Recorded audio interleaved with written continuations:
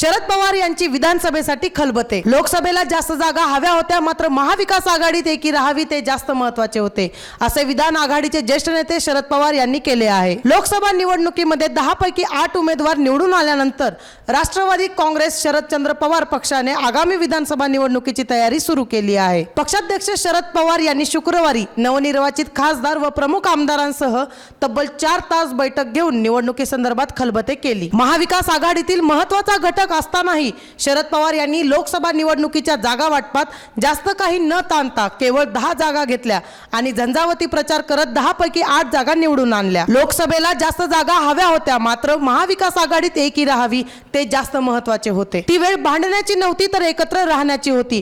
तेच लक्षात घेऊन जादा जागांचा आग्रह धरला नाही। विधानसभा निवडणूक लवकरच आहे, आपल्याला राज्यातील सरकार बदलायचे आहे, आपले सरकार यायला हवे। आता केले तसेच काम विधानसभा निवडणुकीत झाले तर यश दूर नाही। आपले लक्ष लोकसभा नाही तर विधानसभा होते, त्यामुळे आपणास विधानसभेच्या जास्तीत जास्त जागा लढवायच्या आहेत, असे शरद पवार यांनी या बैठकीत सूचित केले। इतर पक्षांच्या तुलनेत शरद पवारांच्या राष्ट्रवादीचा स्ट्राईक रेट जास्त असल्याने आगामी विधानसभा निवडणुकीमध्ये पक्षाचा जास्त जागांचा आग्रह महाविकास आघाडीमध्ये राहणार आहे। लोकसभेचा विजय आत्मविश्वास वाढवणारा आहे। विधानसभेबाबत पवार साहेबच निर्णय घेतील। महाविकास आघाडी कायम ठेवायची आहे। किती जागा, कुठल्या जागा याबाबत चर्चा करून निर्णय घेण्यात येईल। बारामतीत पक्षाचा विधानसभेचा उमेदवार कोण याचाही अंतिम निर्णय शरद पवारच घेतील, असे जयंत पाटील यांनी सांगितले।